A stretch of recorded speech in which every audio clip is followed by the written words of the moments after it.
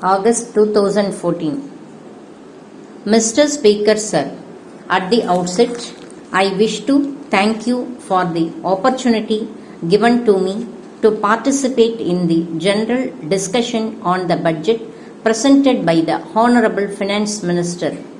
I am of the opinion that it would be good to deal with the major policy of the government which should be adopted in future for the welfare of the state. So far as education is concerned, it can be divided into three fields, namely primary education, school education and college education. It is no doubt true that there is shortage of qualified and talented teachers in all these three fields. If there is shortage of food and cloth, it can be understood. It is due to the decrease in production and also due to the forces of supply and demand. There is overall unemployment in the country, but I cannot understand why there is this shortage of talented teachers. In spite of the salary of teachers being raised, there is a feeling that it has not been raised in proportion to the rise in salaries in other fields. As a result, the talented men try to get employment elsewhere and they choose teaching profession as a last resort.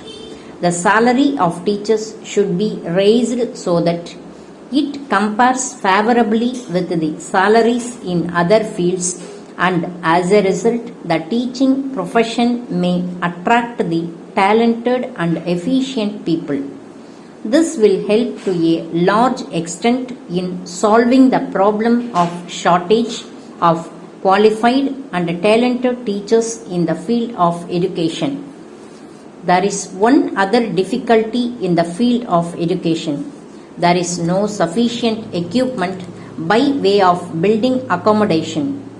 Some honorable members suggested that the number of students to be managed by one teacher might be increased to some extent.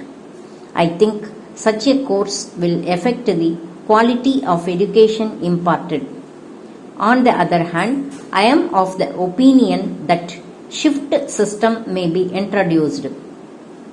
This will help us to give education to a larger number of education without the necessity for more building.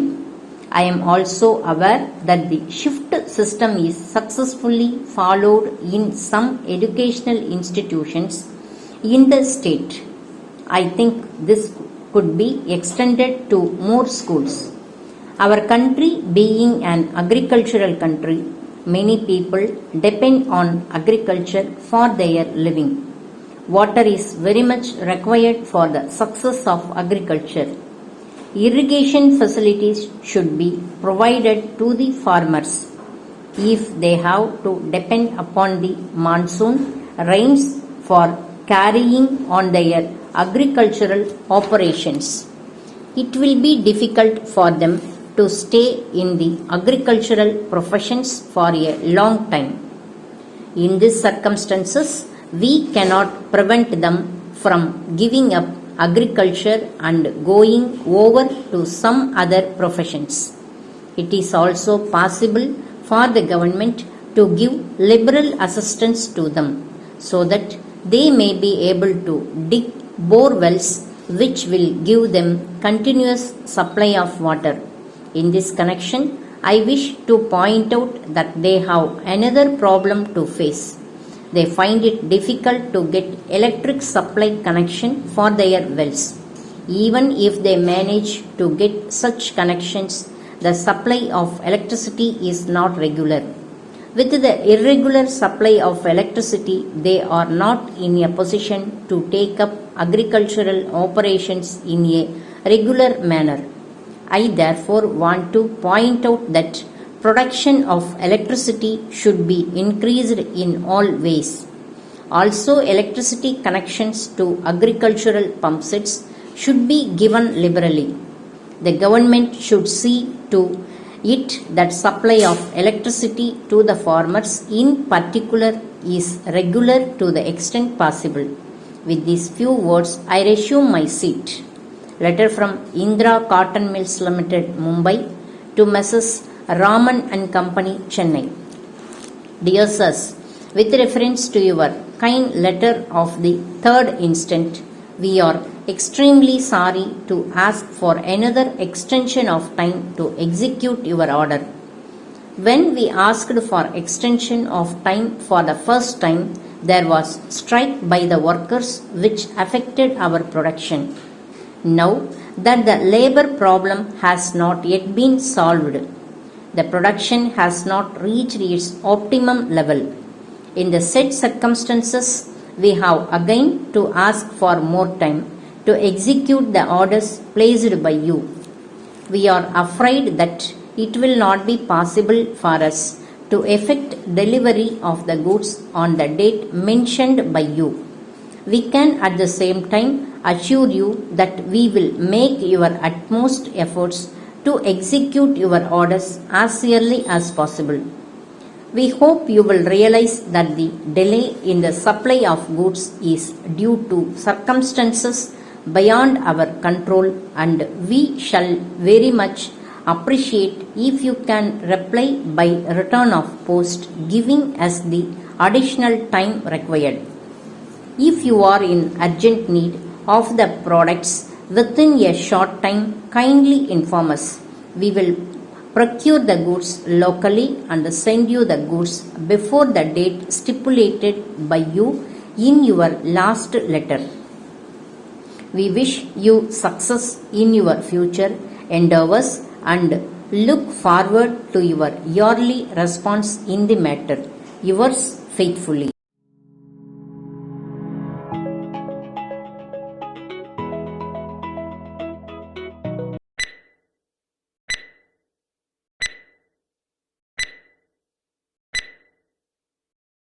August 2014.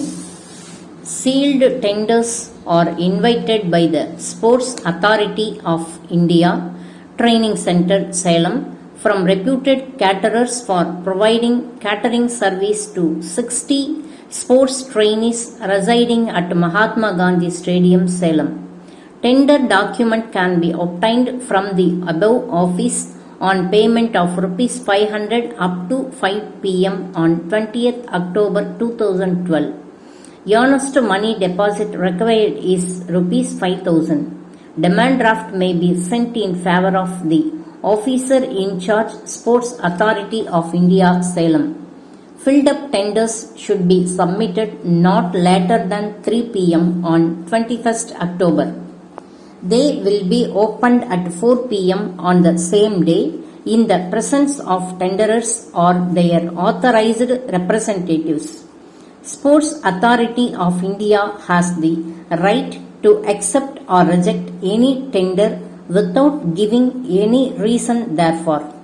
Draft tender notice to be issued by the officer in charge. Applications are invited for the post of Vice Principal, Rajkot Besant School, Varanasi. The school is affiliated to the Central Board of Secondary Education. The applicant must have a master's degree. He should have at least 10 years teaching experience. He should be between 40 to 50 years of age. Salary is negotiable between Rs 20,000 and Rs 25,000 per mensem. Free family accommodation on the campus will be provided. Free meals and free education of 2 children in the school will be provided.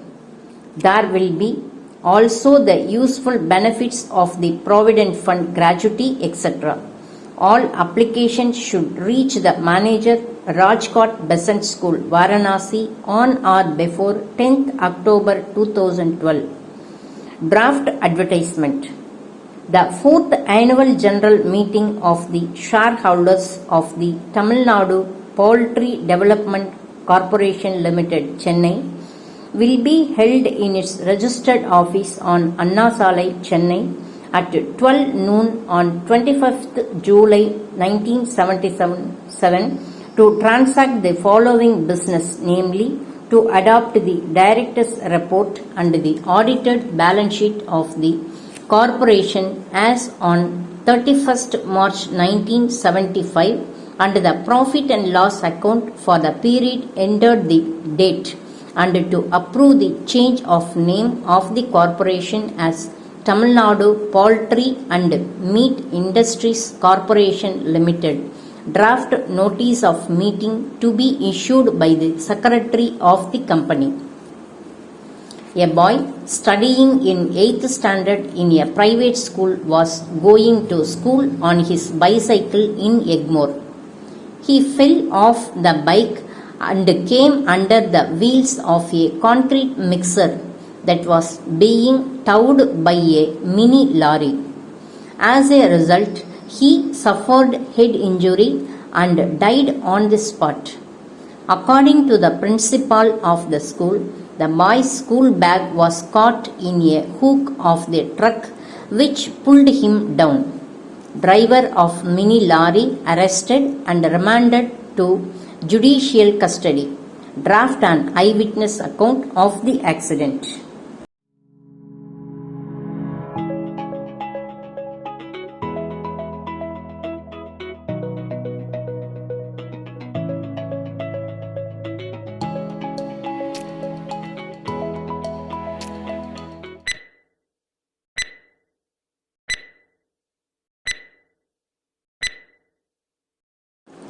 August 2014.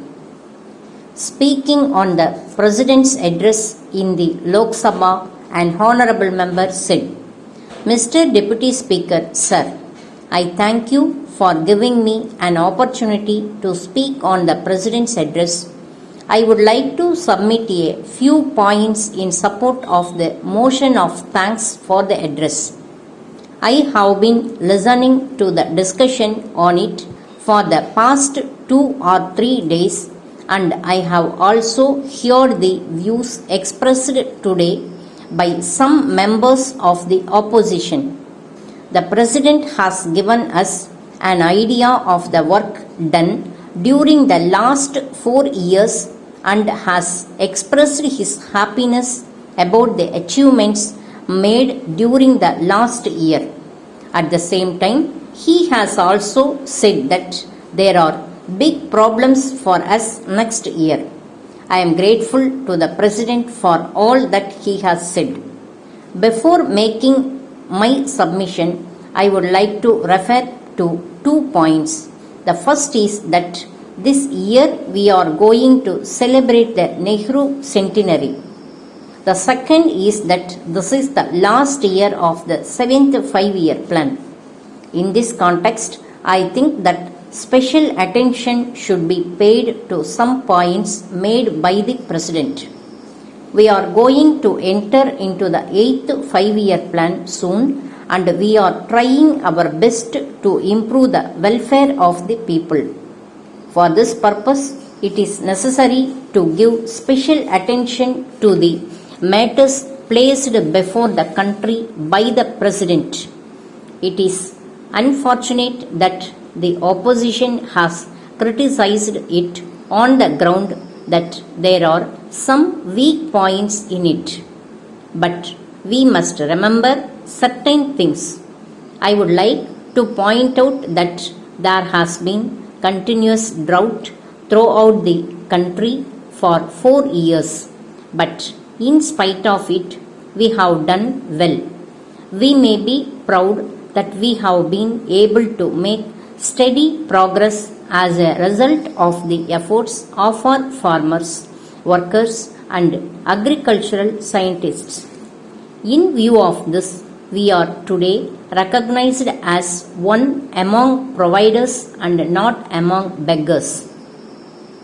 This is a great achievement of which we may be proud.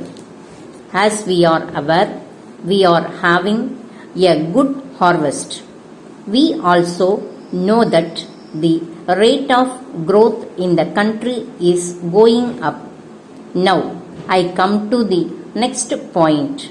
the President has mentioned about electoral reforms in his address. As we know, the age for voting in elections has been lowered to 18. We may be glad to note that this has given the youth of the country an opportunity to participate in the political process. This is a thing which should be welcomed by all of us. Then, I would like to bring to the notice of the House that the country's economists have accepted the last 10 years as the best decade for the country from the economic point of view. It should be remembered that even the World Bank has acknowledged it. In spite of all this, I do not know why the opposition ignores our economic achievements. I would request them to face facts and see everything from the democratic point of view. I appeal to them to turn their attention to the positive side of the economic scene. In this connection, I would like to point out that it is clear from the past and present trends of our economy that there has been a steady improvement in the industrial sector, and this is reflected in the budget also. If I get an opportunity to speak on the general and railway budgets, I will speak on this matter. With these words, I conclude my speech.